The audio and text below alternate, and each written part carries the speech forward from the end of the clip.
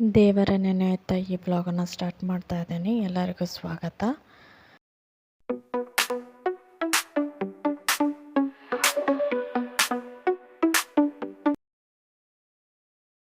ಇವತ್ತು ನಾವು ಸ್ಟೇಷ್ನರಿ ತರಬೇಕು ಮತ್ತು ಸ್ವಲ್ಪ ಐಟಮ್ಸ್ ತರಬೇಕು ಅಂತ ಹೇಳ್ಬಿಟ್ಟು ನಾವು ಅವೆನ್ಯೂ ರೋಡ್ ಹತ್ರ ಹೋಗೋಣ ಅಂತ ಇದ್ವಿ.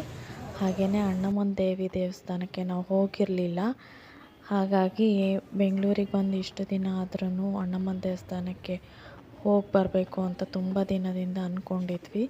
ಹಾಗಾಗಿ ಆವತ್ತು ನಾವು ದೇವಸ್ಥಾನಕ್ಕೆ ಹೋಗ್ಬಿಟ್ಟು ಆಮೇಲೆ ಅವೆನ್ಯೂ ರೋಡಿಗೆ ಹೋಗೋಣ ಅಂತ ತೀರ್ಮಾನ ಮಾಡಿದ್ವಿ. ಯಾಕೆ ಅಂದರೆ ನಾವು ಮೆಜೆಸ್ಟಿಕ್ಕಿಗೆ ಹೋಗಿ ಅಲ್ಲಿ ಬರೀ ಇದು ಮೆಜೆಸ್ಟಿಕ್ ಹತ್ರನೇ ಇರೋದ್ರಿಂದ ಅವೆನ್ಯೂ ರೋಡು ನಾವು ಎರಡೂ ಕೆಲಸನೂ ಆಗುತ್ತೆ ಅಂತ ಹೇಳ್ಬಿಟ್ಟು ನಾವು ಸಂಜೆ ಅಷ್ಟೊತ್ತಿಗೆ ಬಿಟ್ವಿ. ದೇವಸ್ಥಾನ ಮಾತ್ರ ತುಂಬ ಚೆನ್ನಾಗಿತ್ತು. ದೇವ್ರನ್ನ ಅಲಂಕಾರ ಮಾಡ್ತಾಯಿದ್ರು. ಹಾಗೆಯೇ ಆಮೇಲೆ ದೇವ್ರನ್ನೆಲ್ಲ ನೋಡ್ಕೊಂಬಿಟ್ಟು ಸೀದಾ ನಾವು ಅವೆನ್ಯೂ ರೋಡ್ ಕಡೆ ಬಂದ್ವಿ. ಅಲ್ಲಿ ಪೋತೀಸಿಂದು ಶೋರೂಮ್ನಲ್ಲಿ ತುಂಬ ಚೆನ್ನಾಗಿ ಡೆಕೋರೇಷನ್ ಮಾಡಿದ್ರು. ಒಳಗೇನು ಹೋಗಲಿಲ್ಲ ನಾವು, ಜಸ್ಟ್ ಹೊರಗಡೆನೇ ತುಂಬ ಚೆನ್ನಾಗೇನು ಈವೆಂಟಿಂದ ಏನೋ ನಡೀತಾ ಇತ್ತು ಅನಿಸುತ್ತೆ. ತುಂಬ ಜನ ಬೇರೆ ಇದ್ದರು. ಅದನ್ನು ನೋಡಿಕೊಂಡು ಸೀದಾ ಅವೆನ್ಯೂ ರೋಡಿಗೆ ಬಂದು ನಮಗೆ ಬೇಕಾಗಿರೋ ಸ್ಟೇಷ್ನರಿ ಐಟಮ್ಸ್ನ ನಾವು ಪರ್ಚೇಸ್ ಮಾಡಿದ್ವಿ.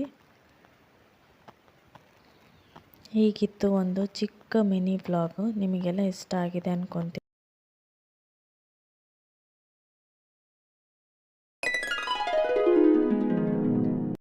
ಬಿಸ್ನೆಸ್ಸು ಅಂತ ಬಂದಾಗ ನಾವು ಫಸ್ಟ್ ನೋಡೋದೇ ಇನ್ವೆಸ್ಟ್ಮೆಂಟು ಅಂದರೆ ಬಜೆಟು. ನಮ್ಮ ಬಜೆಟ್ ಎಷ್ಟಿದೆ, ಇನ್ವೆಸ್ಟ್ಮೆಂಟ್ ಎಷ್ಟು ಹಾಕ್ತೀವಿ ಅನ್ನೋದು ತುಂಬ ಇಂಪಾರ್ಟೆಂಟ್ ಆಗುತ್ತೆ. ಇದು ಯಾವಾಗ ನಾವು ಯಾವ ಥರ ಬಿಸ್ನೆಸ್ ಮಾಡ್ತಾಯಿದ್ದೀವಿ ಅಂತ ಅಂದ್ಕೊಂಡಾಗ. ಇವಾಗ ನಾವು ಝೀರೋ ಇನ್ವೆಸ್ಟ್ಮೆಂಟ್ ಅಂತ ತಗೊಂಡ್ರೆ ನಮಗೆ ಫಸ್ಟ್ ಬೇಕಾಗಿರೋವಂಥದ್ದು ಏನು, ಸ್ಕಿಲ್. ನಮಗೆ ಸ್ಕಿಲ್ ಇತ್ತು ಅಂತಂದರೆ ಬಿಸ್ನೆಸ್ಸು ಈಸಿಯಾಗಿ ರನ್ ಮಾಡ್ಬೋದು. ಸ್ಕಿಲ್ ಬೇಸ್ಡ್ ಬಿಸ್ನೆಸ್ಸನ್ನು ನಾವು ಫಸ್ಟು ನೋಡ್ಕೋಬೇಕಾಗತ್ತೆ.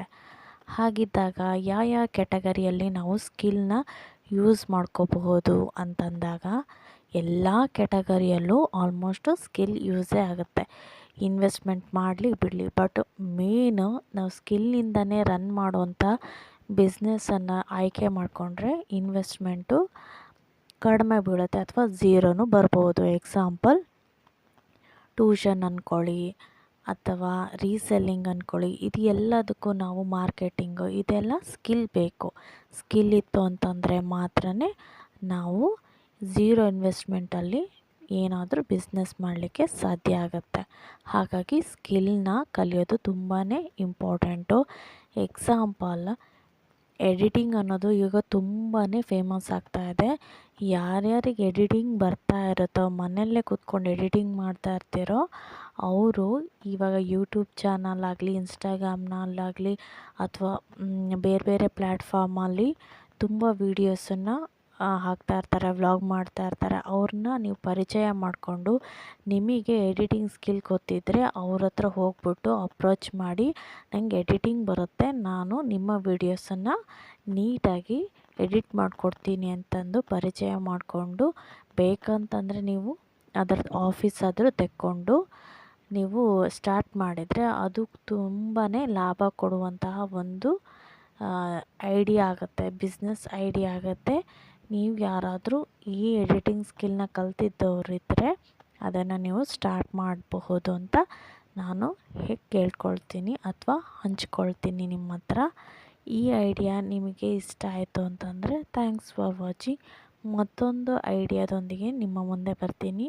ನಿಮ್ದೇನಾದರೂ ಕ್ವೆಶನ್ಸ್, ಧನ್ಯವಾದಗಳು. ಸ್ಕಿಲ್ ಬಗ್ಗೆನೋ ಏನಾದರೂ ಇನ್ಫಾರ್ಮೇಷನ್ ಗೊತ್ತಿದ್ದರೆ ಪ್ಲೀಸ್ ಕಮೆಂಟ್ ಮುಖಾಂತರ ನನಗೆ ಶೇರ್ ಮಾಡಿ. ನಾನು ಅದ್ರ ಬಗ್ಗೆ ತಿಳ್ಕೊಂಡು ಮಾತಾಡಲಿಕ್ಕೆ ಆಗುತ್ತೆ ನೆಕ್ಸ್ಟ್ ವೀಡಿಯೋದಲ್ಲಿ. Thanks for watching.